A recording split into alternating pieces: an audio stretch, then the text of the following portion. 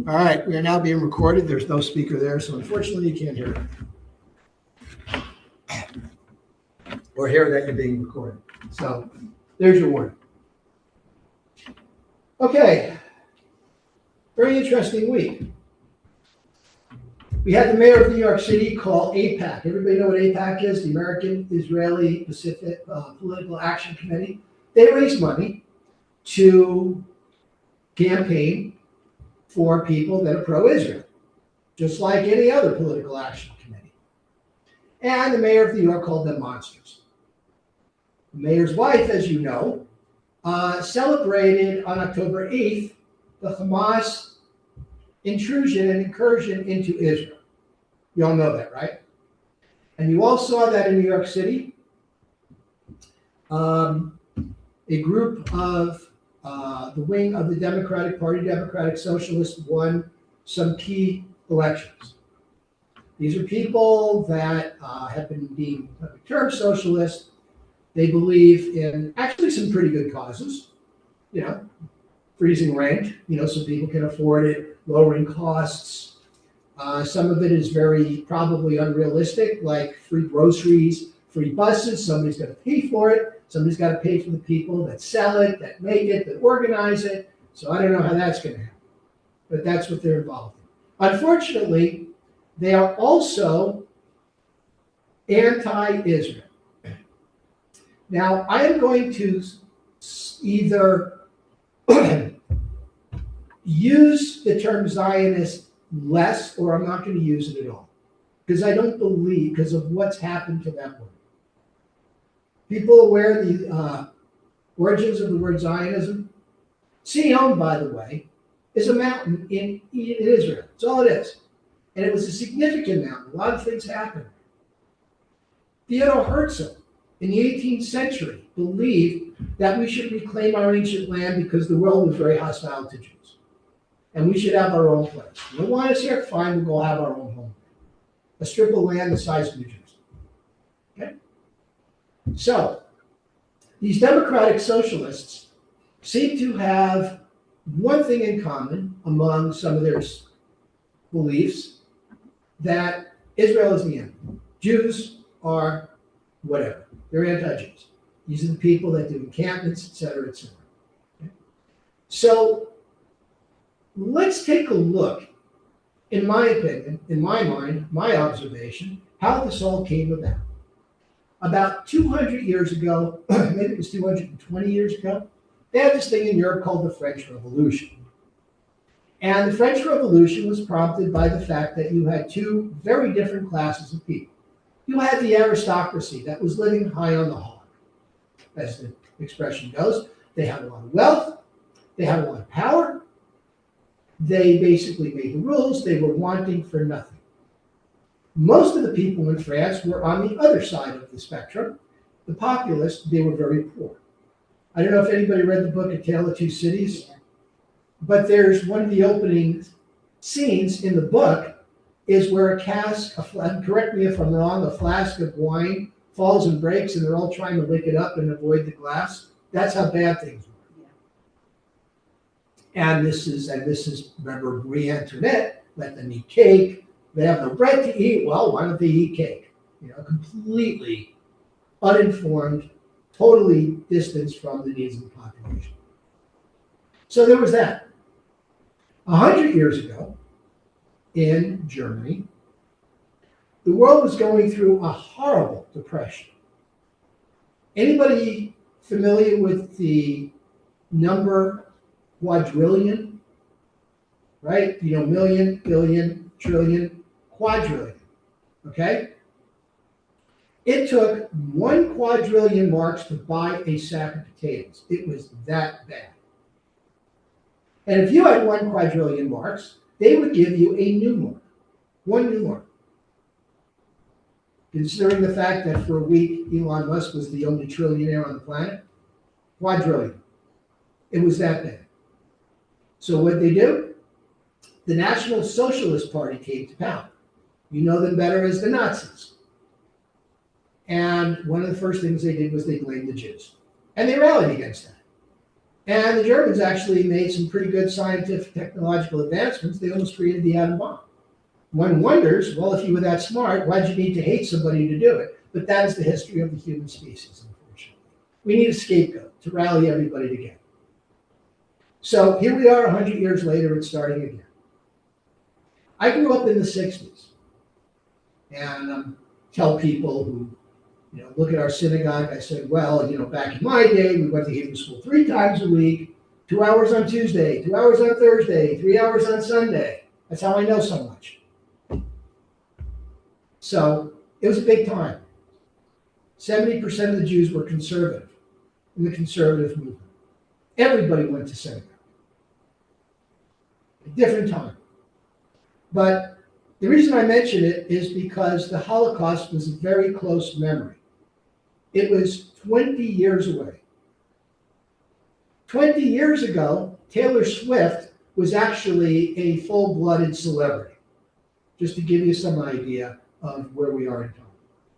And our grandparents said, don't think it can't happen here because it can. And now it is. Some of the people sounding the alarms are saying it never stops with the Jews. It starts with the Jews. Because once Germany started with the Jews, they went after Poles, they went after homosexuals, they went after gypsies, they went after gays, and they went after the rest of the world. We are the canary in the coal mine. The other problem is that it has become normalized. Never in the history of this country could a candidate with a Nazi tattoo run for office. Everybody remember Al Franken? You know who Al Franken is? He was on Saturday Night Live. He was actually a Minnesota state senator. And, being a comedian, he made some joke about a woman that was sleeping, never really did anything. It was just a joke. He had to resign. Didn't mean anything by it. It was just a joke. Today, you can have a candidate who abuses his girlfriend multiple times, and, well, that's just him PTSD, because he served his country. So that's what's going on today. If anybody knows who the actor-comedian Michael Rappaport is, he posted a picture on Facebook of Brad Lantner, who just won the congressional district, he's a Jew, singing the Quran, which under other circumstances would be applauded. I mean, why not, right? But do you go to synagogue? Do you chant the Torah? That's the question. And that's what's happening. You have the Jewish Voice of Peace, that is anti-Israel. You have If Not Now, When, which is anti-Israel. And that's what's happening. I must get at least one email a week asking me to sign a petition against such things as bills that the California Teachers Association is sponsoring to stop the Holocaust, the International Holocaust Remembrance Association definition of anti-Semitism. They think it's free speech. And it's not. But this is what we're up against. So I know this is Shabbat, and I've been giving sermons to uplift and create peace, but we can't ignore this, unfortunately, because there will be no peace if we don't. And we have to stand up for it. There's a personality out there named Lizzie Savetsky, who's on social media a lot. She is an advocate. She, along with Noah Tishby and Ari Ackerman, those are names that you might see if you're on social media, who are out there and are making noise. To have people on a college campus put up tents and tell Jewish students you cannot go to class is abhorrent. What's even more abhorrent is when the college has to be sued to get it right, to say, no, that's not correct. That's against the Civil Rights Act. So we need to be aware of this. And we need to do whatever we need to do. I'm not asking you to go out and start fighting people. That would be wrong.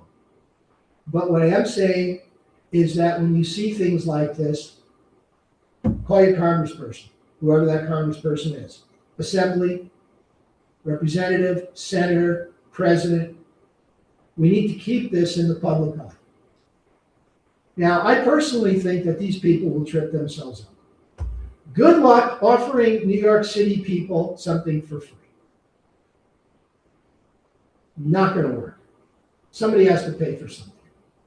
But I do understand that there has become a dichotomy in our economy. Back in the 90s, companies started eliminating what they called the FANG. Remember the Doge disaster? Okay? They eliminated a whole level of middle management. It saved companies money, but it made people work harder. It eliminated a lot of middle class jobs, good income paying.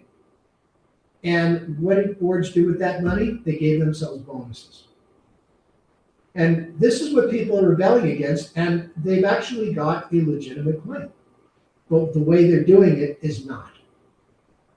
Unfortunately, look what happened in the French Revolution.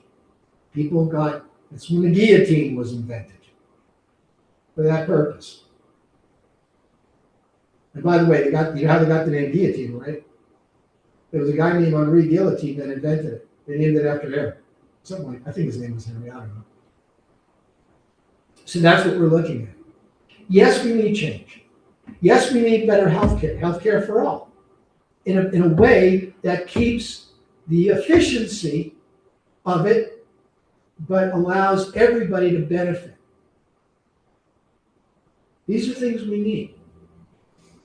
We need to talk about raising the minimum wage, in my mind, is insane. It's for people like Gabby to go to work so she can get her nails done or something. Or for her boyfriend to go to work so he can take her out at night. That's the minimum wage. That's what you get when you work at McDonald's. People don't want to work at McDonald's to support their family. They need real jobs. And that's what we need to do. But not like this, not by blaming people, by all working together. You look at the Torah. Do you know why we have a Jubilee year every 50 years?